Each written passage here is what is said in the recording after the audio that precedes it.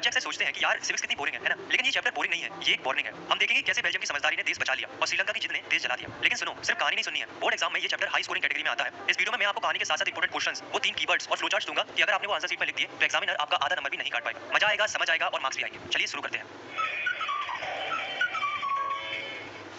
Chapter की शुरुआत होती है दो देशों की कहानी से, बेल्जियम एंड श्रीलंका। हमें इन दोनों देशों की कहानी सुननी है। सबसे पहले हम बेल्जियम की स्टोरी सुनते हैं। तो बेल्जियम एक छोटा सा देश है यूरोप के अंदर, जो कि अपने बॉर्डर शेयर करता है France, Netherland, Germany and Luxembourg से। ये देश उतना ही छोटा है जितना कि हमारा हरियाणा स्टेट है और इसकी पॉपुलेशन भी लगभग 1 करोड़ है। अब दोस्तों, अगर हम इस कंट्री की इतने कंपोजिशन की बात करें तो वो काफी कॉम्प्लेक्स है। जैसे कि आप इस बेल्जियम के मैप को देखो तो टोटल पॉपुलेशन में से 59% लोग फ्लेमिश रीजन में रहते हैं और वो डच लैंग्वेज बोलते हैं, और 40% जो लोग हैं वो वेलोनिया रीजन में रहते हैं जो कि फ्रेंच लैंग्वेज बोलते हैं, और जो बचे हुए 1% लोग हैं वो जर्मन लैंग्वेज बोलते हैं। लेकिन जो कैपिटल है बेल्जियम की ब्रुसेल्स, तो उसमें सिचुएशन अलग है। ब्रुसेल्स के अंदर 80% फ्रेंच स्पीकिंग लोग हैं और मात्र 20% लोग ही डच स्पीकिंग है, यानी कि पूरी कंट्री में मेजॉरिटी डच स्पीकिंग लोगों की है। लेकिन वही पर्टिकुलर कैपिटल के अंदर मेजॉरिटी फ्रेंच स्पीकिंग लोगों की है। अब सीन क्या था कि जो फ्रेंच स्पीकिंग लोग थे और जो डच स्पीकिंग लोग थे उनमें टेंशन काफी ज्यादा बना रहता था। मतलब दोनों कम्युनिटी की आपस में बनती नहीं थी। इसके पीछे मेनली दो रीजन थे। पहला, जो फ्रेंच स्पीकिंग लोग थे वो भले ही माइनॉरिटी में थे पर ये काफी रिच एंड पावरफुल थे, इसीलिए ये डच स्पीकिंग कम्युनिटी को सप्रेस कर रहे थे। दूसरा, जो डच स्पीकिंग कम्युनिटी थी उसे डेवलपमेंट और एजुकेशन का बेनिफिट बहुत लेट मिल पाता था। कहने का मतलब ये है कि इनको ज्यादा एडवांटेजेस मिल रहे थे, इनको कम एडवांटेजेस मिल रहे थे, जिस वजह से 1950 से लेकर 1960 तक दोनों कम्युनिटीज के बीच में टेंशन काफी ज्यादा बढ़ गया था। और जो कैपिटल थी ब्रुसेल्स, उसमें तो सिचुएशन और भी ज्यादा खराब हो गई थी। एकोमोडेशन इन बेल्जियम, ये सब देखकर बेल्जियम की गवर्नमेंट थोड़ी समझदारी दिखाती है। वो क्या करती है, 1970 से 1993 के बीच में अपने कॉन्स्टिट्यूशन में 4 बार बदलाव लाती है और कई सारे चेंजेस करती है कॉन्स्टिट्यूशन में, ताकि सभी लोग एक ही कंट्री में एक साथ खुशी-खुशी रह पाए। तो आइए जानते हैं कि बेल्जियम का नया मॉडल कैसा था, यानी कि बेल्जियम के कॉन्स्टिट्यूशन में क्या-क्या चेंजेस लाए गए थे।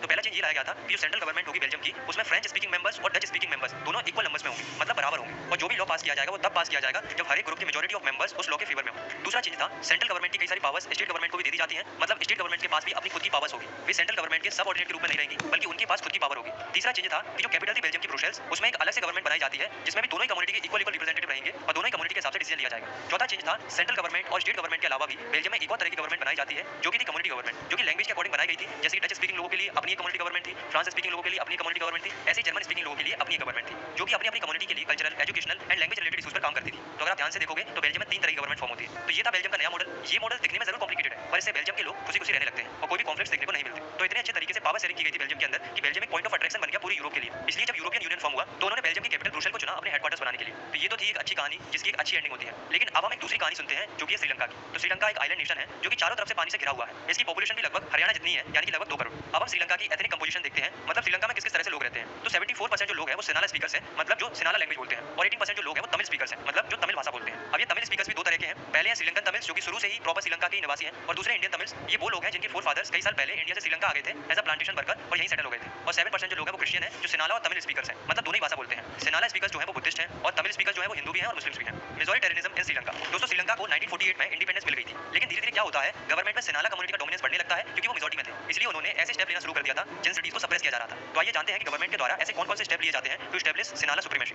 फर्स्ट, 1956 में एक एक्ट पास किया जाता है जिसमें उन्होंने सिनाला लैंग्वेज को श्रीलंका की ऑफिशियल लैंग्वेज डिक्लेयर कर दिया था। सेकंड, गवर्नमेंट ने सिनाला लोगों को फेवर करना शुरू कर दिया था गवर्नमेंट जॉब्स और एडमिशंस में। मतलब अगर दो एप्लीकेंट ने सेम स्किल्स के साथ जॉब के लिए अप्लाई किया है तो जो सिनाला वाला व्यक्ति होगा उसे वो जॉब मिल जाएगी, तमिल वाले को नहीं मिलेगी। तो इस तरीके से सिनाला स्पीकर्स को फेवर मिल रहा था। थर्ड, नए कॉन्स्टिट्यूशन के हिसाब से जो गवर्नमेंट थी वो केवल बुद्धिज्म रिलीजन को प्रोटेक्ट कर रही थी और बढ़ावा दे रही थी, बाकी रिलीजन्स को इग्नोर किया जा रहा था। तो गवर्नमेंट के ये सारे मेजर्स देखने के बाद जो तमिल्स थे वो अपने आप को लेफ्ट आउट फील कर रहे थे क्योंकि उनकी लैंग्वेज और कल्चर के ऊपर कोई ध्यान नहीं दे रहा था, और ऊपर से उन्हें ये भी लग रहा था कि कॉन्स्टिट्यूशन और गवर्नमेंट पॉलिसीज की वजह से उन्हें इक्वल पॉलिटिकल राइट्स देने से वंचित किया जा रहा है और उनके साथ डिस्क्रिमिनेशन हो रहा है जॉब्स एंड अपॉर्चुनिटीज में, और उनके इंटरेस्ट को भी इग्नोर किया जा रहा है। तो ये सब देखकर श्रीलंकन तमिल्स थे वो अपनी पार्टीज लॉन्च करते हैं और गवर्नमेंट के सामने अपनी डिमांड्स रखते हैं। पहली डिमांड रखते हैं कि तमिल लैंग्वेज को भी ऑफिशियल लैंग्वेज डिक्लेयर कर दिया जाए। दूसरी डिमांड रखते हैं कि तमिल लोगों के लिए रीजनल ऑटोनॉमी ग्रांट कर दी जाए, मतलब उनके रीजन के लिए अलग से गवर्नमेंट बनाई जाए। तीसरी डिमांड रखते हैं कि तमिल लोगों को भी इक्वल अपॉर्चुनिटी मिलनी चाहिए एजुकेशन और जॉब्स में जितनी सिनालास को मिलती है। लेकिन गवर्नमेंट के द्वारा इनकी कोई भी डिमांड नहीं मानी जाती है, बल्कि इनको इग्नोर किया जाता है। तो जब तमिल्स की डिमांड नहीं मानी जाती है तो तमिल्स 1980s तक कई सारी पॉलिटिकल ऑर्गेनाइजेशंस बनाते हैं और डिमांड करते हैं कि हमारे लिए एक अलग से इंडिपेंडेंट स्टेट बनाया जाए तमिलेलम, श्रीलंका के नॉर्थर्न एंड ईस्टर्न पार्ट में। लेकिन तमिल्स की कोई भी डिमांड नहीं मानी जाती है, जिस वजह से दोनों कम्युनिटीज के बीच में कॉन्फ्लिक्ट देखने को मिलता है और धीरे-धीरे ये कॉन्फ्लिक्ट एक सिविल वॉर में बदल जाता है। मतलब खुद के देश के लोग ही आपस में लड़ रहे थे, जिस वजह से दोनों कम्युनिटीज के थाउजेंड्स ऑफ पीपल्स मारे जाते हैं और कई सारी फैमिलीज को कंट्री छोड़कर जाना पड़ता है। इस सिविल वॉर की वजह से श्रीलंका में काफी ज्यादा social, economical and cultural loss होता है। तो ये थी श्रीलंका की स्टोरी जिसकी एक बहुत ही बेकार एंडिंग होती है। तो दोस्तों, अभी तक हमने दो स्टोरी सुनी, एक थी बेल्जियम की स्टोरी और दूसरी थी श्रीलंका की story.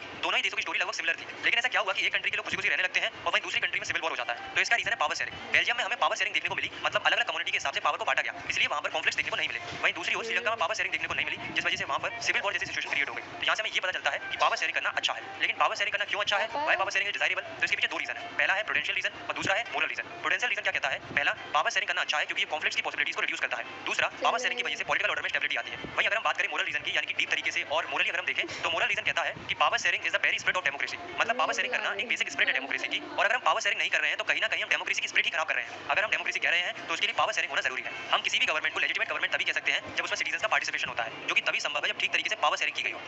Forms of power sharing. अब हम देखते हैं कि पावर शेयरिंग किन-किन फॉर्म्स में की जाती है, मतलब किस-किस तरीके से पावर को शेयर किया जाता है। तो पहला तरीका है horizontal form of power sharing. इसमें क्या होता है, पावर को हॉरिजॉन्टली यानी कि सेम लेवल पर बांटा जाता है गवर्नमेंट के अलग-अलग ऑर्गन्स में, जैसे कि लेजिस्लेचर, एग्जीक्यूटिव एंड जुडिशरी। इन तीनों ही ऑर्गन्स में कोई छोटा बड़ा नहीं होता, इनके पास बराबर पावर होती है, लेकिन तीनों के काम अलग-अलग होते हैं। ये तीनों ही ऑर्गन्स आपस में एक दूसरे के ऊपर नजर रखते हैं और चेक करते रहते हैं हर एक ऑर्गन को, जिससे ये इंश्योर होता है कि एक ऑर्गन अपनी मर्जी से अनलिमिटेड पावर का इस्तेमाल नहीं कर सकता। इसलिए इस हॉरिजॉन्टल अरेंजमेंट को system of checks and balances भी बोला जाता है। दूसरा तरीका है पावर शेयरिंग करने का, जो कि vertical form of power sharing. इसमें क्या होता है, पावर को वर्टिकली डिवाइड किया जाता है डिफरेंट लेवल्स में। जैसे कि इंडिया की अगर हम बात करें तो सबसे टॉप पर आती है सेंट्रल गवर्नमेंट, फिर आती है स्टेट गवर्नमेंट और फिर थर्ड आती है लोकल गवर्नमेंट। तो ये vertical form of power sharing होती है। इस तरह की गवर्नमेंट को हम फेडरल गवर्नमेंट भी बोलते हैं। अब दोस्तों ऐसा जरूरी नहीं है कि हर एक कंट्री में पावर को तीसरे लेवल तक शेयर करें। अब क्योंकि इंडिया इतनी बड़ी और डाइवर्स कंट्री है, इसलिए हमें तीसरा लेवल यानी कि लोकल गवर्नमेंट भी देखने को मिलती है। लेकिन वही ज्यादा कंट्रीज में हमें दो ही लेवल्स देखने को मिलते हैं, सेंट्रल और स्टेट। थर्ड लेवल की जरूरत ही नहीं पड़ती। इसके बारे में हम डिटेल से नेक्स्ट चैप्टर में ही पढ़ेंगे, क्योंकि अगला जो चैप्टर है वो पूरा का पूरा इसी टॉपिक पर बेस्ड है। तीसरा तरीका है पावर शेयरिंग करने का, that is power sharing among different social groups. देखो इसमें क्या होता है, पावर को अलग-अलग सोशल ग्रुप्स के बीच में बांट दिया जाता है। ये सोशल ग्रुप रिलीजन या लैंग्वेज के बेसिस पर हो सकते हैं। तो इन्हीं अलग-अलग सोशल ग्रुप्स के बीच में पावर को डिवाइड किया जाता है। फॉर एग्जांपल बेल्जियम में अलग-अलग सोशल ग्रुप्स के लिए कम्युनिटी गवर्नमेंट बनाई गई थी, ताकि तीनों ही कम्युनिटी के लोग खुशी-खुशी रह पाएं। तो इस तरीके से अलग-अलग सोशल ग्रुप्स के बीच में पावर को बांट दिया जाता है। सिमिलरली इंडिया में जो रिजर्व कॉन्स्टिट्यूएंसी दी जाती है वुमेन एंड वीकर सेक्शंस के लिए, ताकि उनका भी रिप्रेजेंटेशन हो सके, तो वो भी इसी फॉर्म ऑफ पावर शेयरिंग का एग्जांपल है। चौथा तरीका ये भी हो सकता है पावर शेयर करने का कि पावर को हम different political parties and pressure groups के बीच में भी बांट सकते हैं। जैसे कि पॉलिटिकल पार्टीज के बीच में पावर शेयर होने से कंपटीशन क्रिएट होता है, और कंपटीशन होने की वजह से ये इंश्योर होता है कि पावर किसी एक हाथ में नहीं रहेगी, जो कि लॉन्ग रन में हमारी डेमोक्रेसी के लिए अच्छा है।